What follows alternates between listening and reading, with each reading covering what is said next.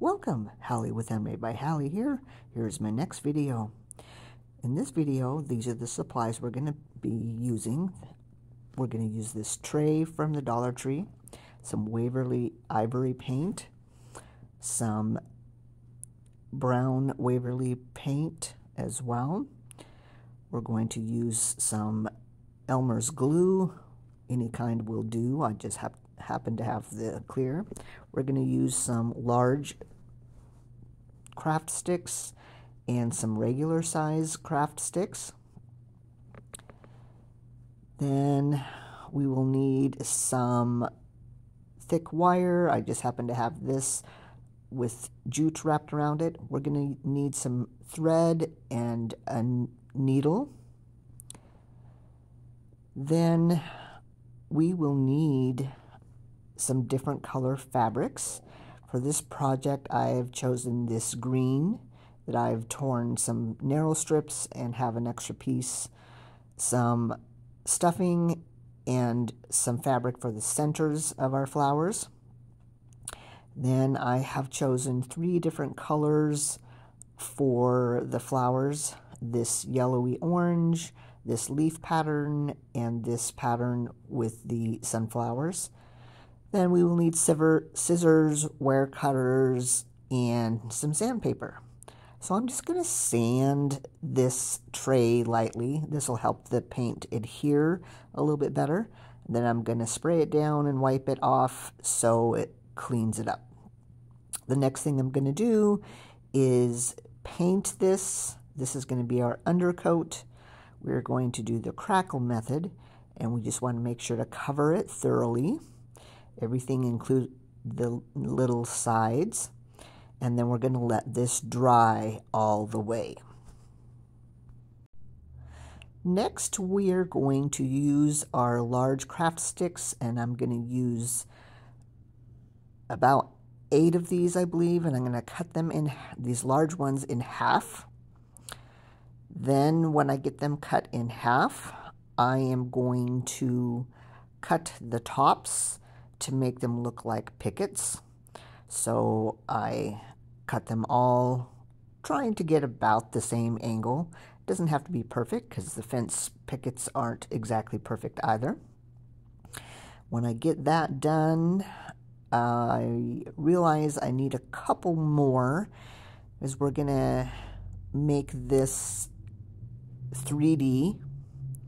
So I'm going to line these up, and I'm going to get out my regular craft sticks and glue one across the bottom and then one across the top just below the peaks. Then get another couple other craft sticks so I can cut those ones down to glue the side pieces. When those are ready, I go ahead and glue the side pieces on to make it look like the front. One of those pieces kind of flew off to the side of the camera. So when that gets all done, I'm gonna cut a couple more pieces, and this will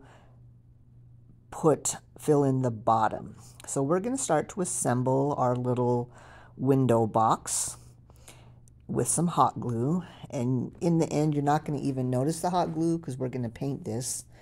So I cut a couple more sticks small enough to fit inside to be the bottom.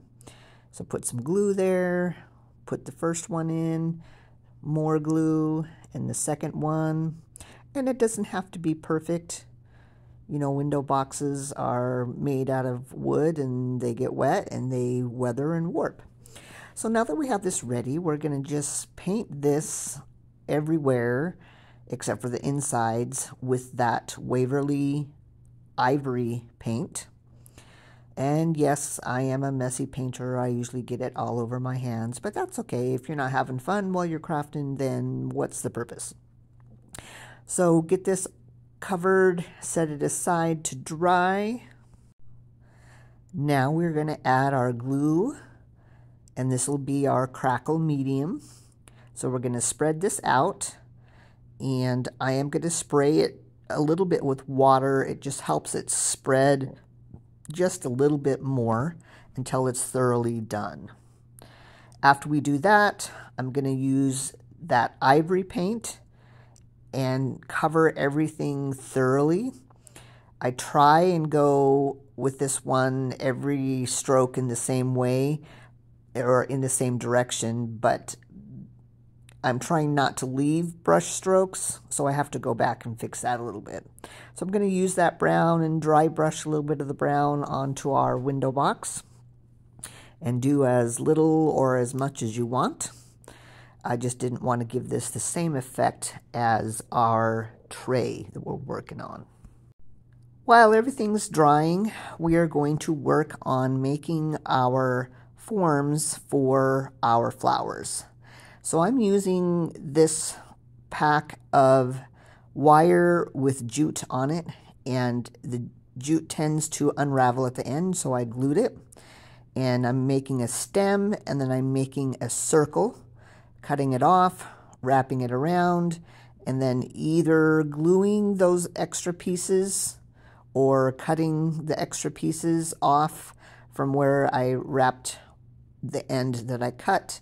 And I'm going to do 3 of these. Yes, and every time I make a cut, I have to glue it, otherwise it just comes undone. And I'm going to make these flowers different heights for our window box that we're doing. We're going to do 3 flowers in here. So here we have 2, and we'll just finish our last one, repeating the same steps, pulling the stem, making a circle, and you can make those circles as large or as small as you would desire. I've seen some other crafters do this project with other things, and you can do that. And as you see, my circles aren't all the same size, and that's okay too.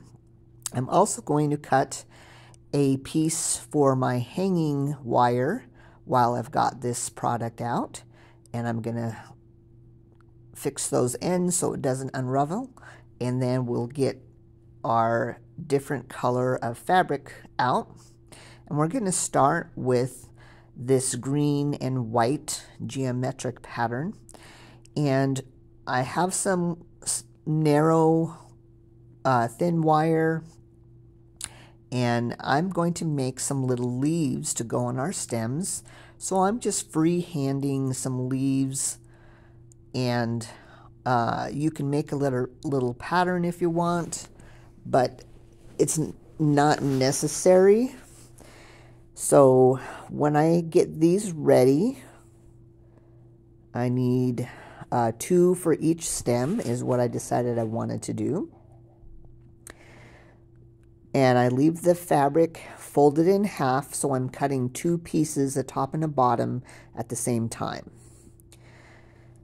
And I put some glue down the center, put my wire down the center, and then put the top on, press it down, and then go to the next one. And I know this is sped up and it's kind of going fast, but you see the same sequence: glue down the center, wire on, pat it together, and snip it.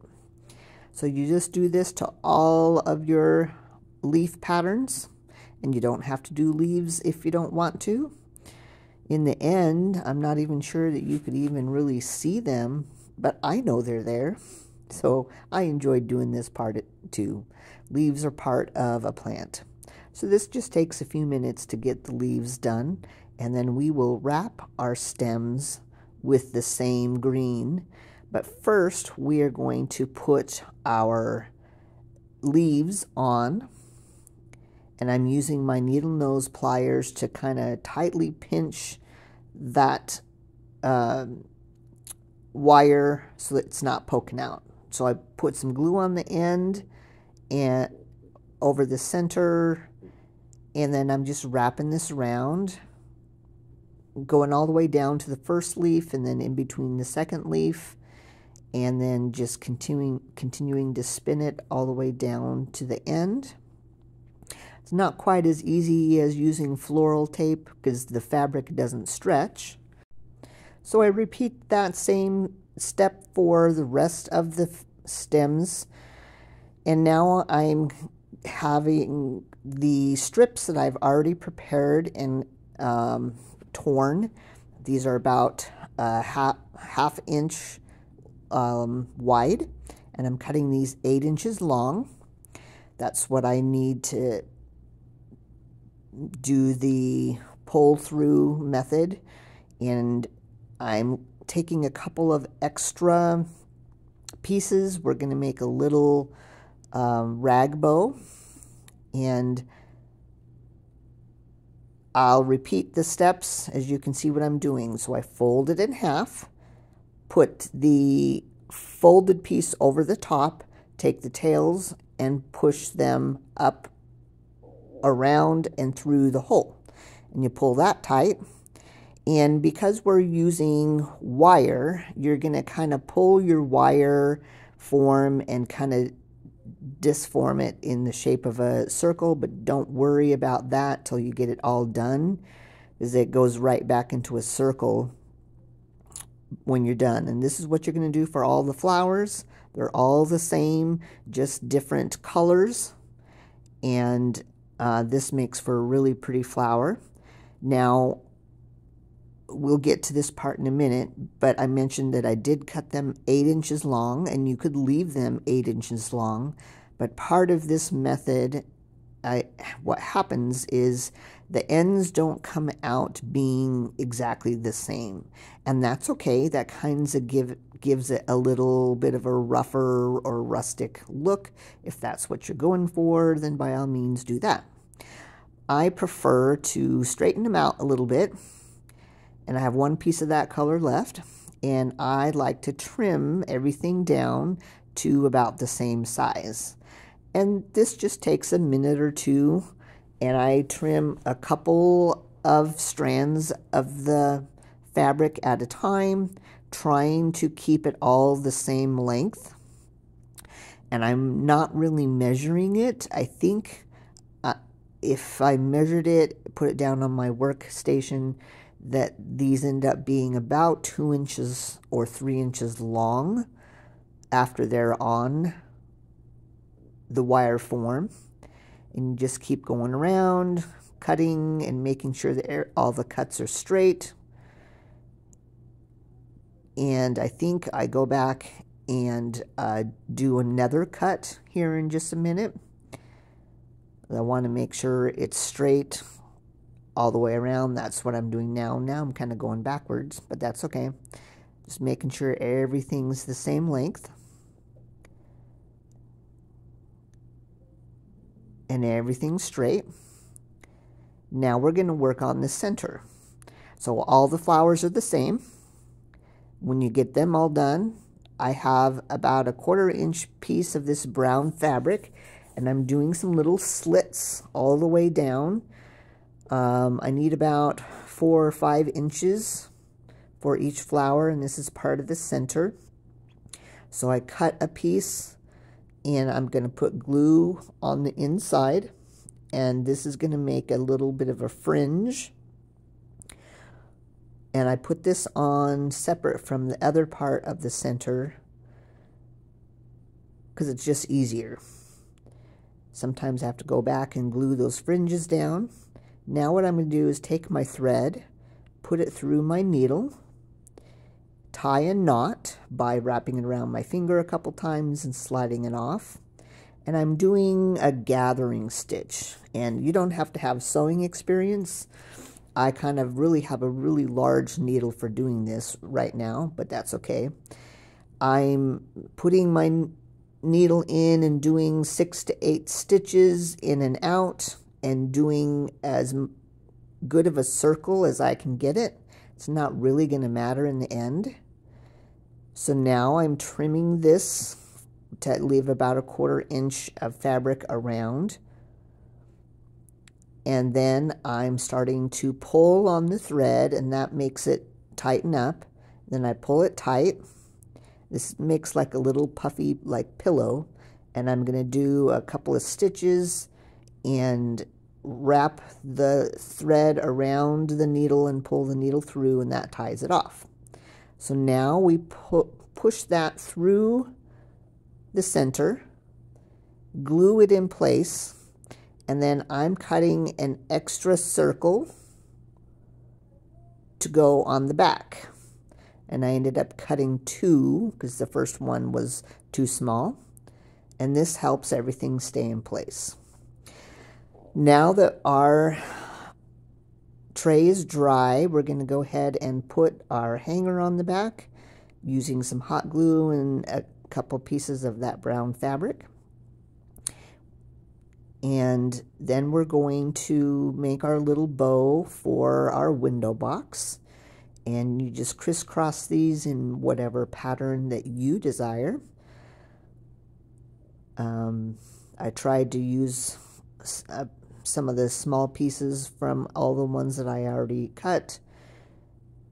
I had intended to leave some little tails, but I ended up cutting everything too short, so it's okay. Happy accidents, like Bob Ross used to say. So I get everything, you know, cut at one angle or another, making it kind of the same, and put some glue on there, clean up my mess. And I have another piece of that orange one, and I decided I wanted to do a little bow. In the end, I don't know that you can really tell it's got a bow on there, but we've got a little bow. And I have these brown buttons, and I like this dark brown one that you'll see a little bit later because it goes with the dark brown center of our flower. So we're just going to take our flowers and bend our stems. A couple of them, they ended up being too long, so I just bent them up, and I just put some glue in the bottom to glue them down. I will come back and put a little bit of extra glue, and I put some glue in the bottom for the window box, and push that window box in there. Fluff it as much as you want. I did put some of that green moss in there, but I decided I wanted to put some more, and then put some more glue around the window box to make sure it's secure.